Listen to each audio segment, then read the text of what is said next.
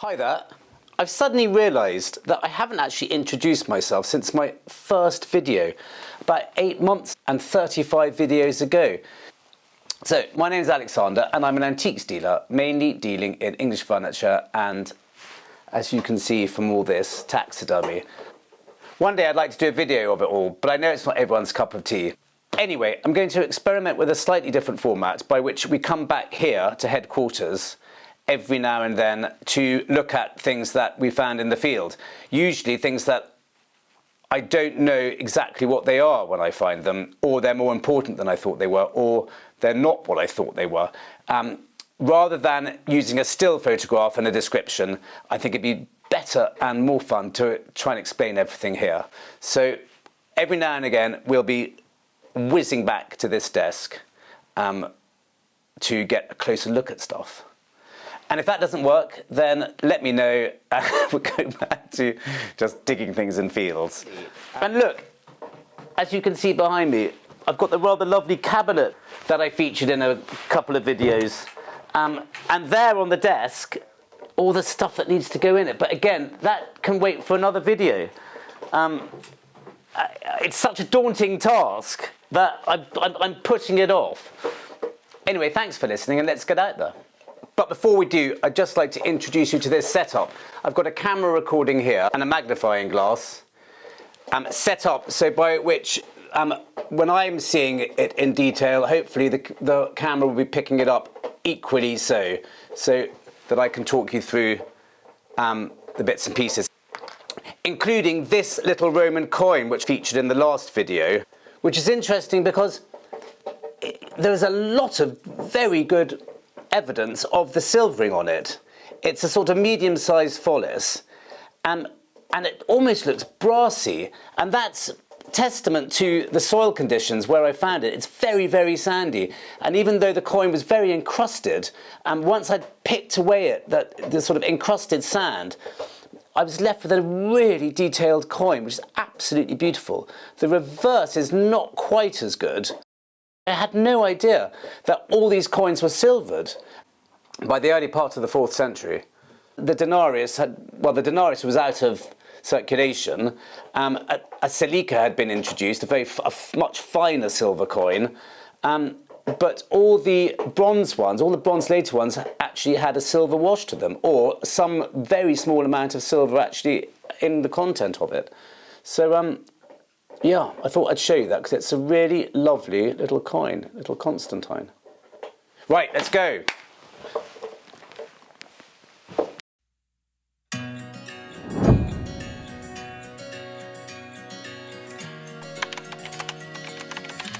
Well, I'm back on this Roman bit, and I'm really sorry to bang on about it. I won't mention it again, but the interference is really bad, so I'm not going to bother with the speaker after this dig. That's a really lovely sound, and my whole wiring system's becoming a little bit sort of touch and go as well. I think I need to sort this out, get a smaller cables and all the rest of it, because this is playing up too. So anyway, what we're going to do, get rid of the speaker. Sorry about that. No more blips. We're just going to have to take my word for how things sound. And I'm afraid I've temporarily got Tasci back on his lead. I don't know this land that well. There's livestock all over the place. But I'll let him out later. One brilliant thing about this area is there's just no cartridges here. It's fantastic.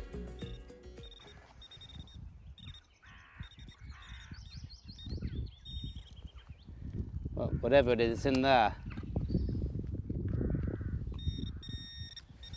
It's a little coin. I have fortunately found something which isn't a coin though, which is a bit of a relief really, as I was thinking this might just be a spill or a hoard. Not that I would complain about a hoard at all, it'd be brilliant, but it just felt a little bit like all I was digging up was very similar 4th century bronzes, of which this is another. Can't really make out much on it, but well, that's not 4th century, that's earlier. It's a radiate. It may even be barbarous. So that's a nice sign. And then I found this, which is a strap end I would have thought of sorts, but unlike one I found before, I don't know what it dates to.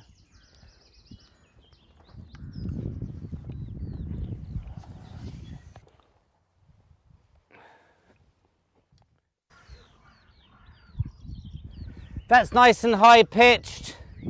I found a nice little spot further away from the fence, and I picked up a couple of tiny little bits and pieces. So the interference isn't nearly as bad. Another little Roman coin. I'll show you all these in a second. They're not in nearly such good condition, the ones up here though. And they seem to be earlier. That's really nice as well. Look at that digging, so lovely.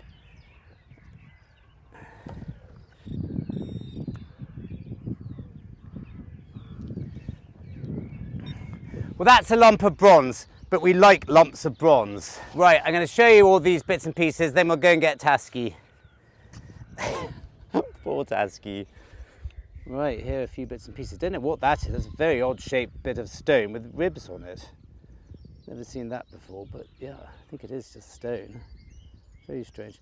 Okay, let's do these one by one. Now, I don't know what that is. Is it old? It seems to have, certainly seems to have sort of a bit of ferrous in it. Is it might it be a pommel? With that being the sort of knifey bit? I don't know. Nice bit of bronze. A penny with my date of birth on it. Hooray, 1985. Very lucky. Actually, it's 1971. Here are these slightly grotty Roman coins, nothing like the ones that I was finding sort of down in that section there. I mean, I'm a little bit further up the hill, and they're just grottier, certainly older too. And then you know the dais is working when you're finding tiny things like that. And I had half a chance of finding them when I was away from the interference. What's that little bit of bronze? No idea. But a few nice bits and pieces. Well, I'm afraid this doesn't bode well for Tasciovanus. I've just been shown a new field which I can go on, which apparently is quite a good one. And it's right next to the road. So poor Tasci's is back on his new thing. Tasci! And he can jump up onto the back here and have a little sleep and stuff. So I feel really guilty because, you know, obviously he's usually running around with me, but it's just, he'll get to that road and then that will be it, Tascals, won't it? So I'm afraid you're on your lead. It's always a bit daunting when you see a field for the first time of that size. It's got to be, crikey, 70, 80 acres, I would have thought. But as you know, you soon get the measure of it, don't you? And you soon know which bits you can concentrate on and which bits maybe slightly more to avoid. Not to avoid, but won't be quite as fruitful. It's really tricky, this. I don't really know where to start. I've got these rather handy channels, though, which are almost the perfect width of a detector swing. Well, this is a new one on me. It gave a very dull sound, and when I pulled it out, I mean, to all intents and purposes, it looks like a hammered coin. I was thrilled, but it's made out of lead. The detail on it is fabulous. Obviously, it's a token of sorts, not real money, but I can't work out what's on the obverse. But it does say Nickel, who was a moneyer, but then the money is usually on the reverse side where there's a long cross and all the sort of details. I mean, it's really nice and it's in extremely good condition, but I don't know what it is. Again, And when I got this back and cleaned it, it's not nickel at all, it's Nicholas or Nikolai. And actually, it turns out that it's a late 15th century, early 16th century lead token associated with the cult of St. Nicholas and the boy bishop. It's got a long cross on one side and a mitre, a bishop's mitre on the other. It's a fascinating little coin. And even though the cult of St. Nicholas, which basically revolved around the feast of St. Nicholas on about the December the 6th, a boy was selected to dress as a bishop and perform sort of ecclesiastical tasks. The cult itself was quite prevalent throughout England, from all accounts.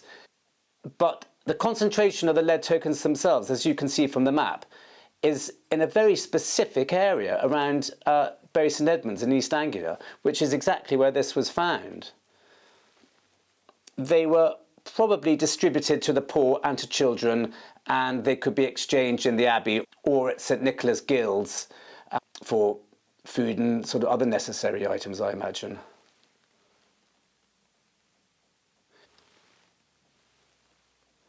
And that's a really special find. I'm really, really pleased with this. I'll be able to hang on to it for a few more days, and then it will be going back to the owners of the land, as it's much more important that it goes back there than remains with me. But anyway, I'm really pleased with it. That's something else. And while we're here, very quickly, I want to look at this hammered Edward penny that I also found, and you'll see it when you go back to the main video. It's in really nice condition. It's not at all clipped. It could probably do with a bit more of a clean. I've given it a very rough one because there's quite a lot of detail in that. It's a really nice one. Edward the First, Edward the Second, I'm not sure which. I'll have to study my spink. Anyway, that's a really lovely coin as well. But came at a very good time because I'm not finding an awful lot here, and I've no idea where to sort of even start. I know people will say, oh, you've got to do the Union Jack and all the rest of it.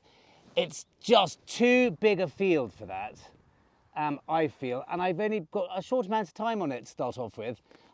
So it's whether you do two things. Do you rush around looking for an area, or do you concentrate on a tiny area, do it really, really slowly, but then you may feel you're missing out on what might be in the rest of the field. Anyway, that's a really nice find.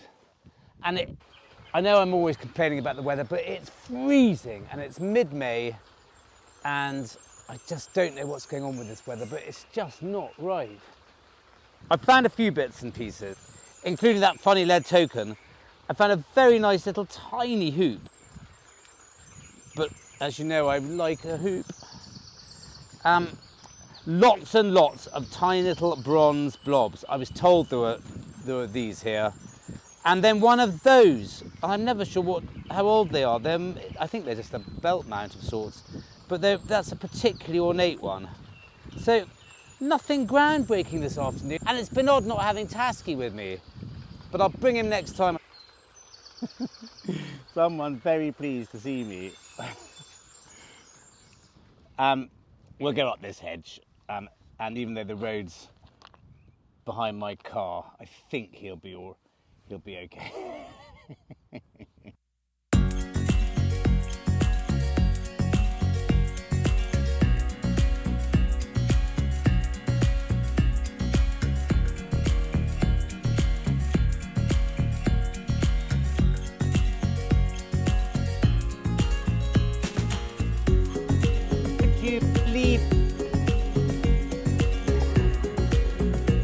I've just taken him out of the car and my good luck charm's gone and found me a hammered coin. So that's really nice, and it's actually quite a nice one.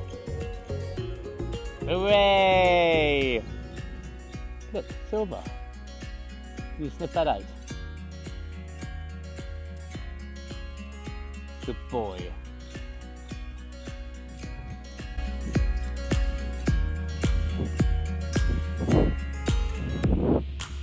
Come on.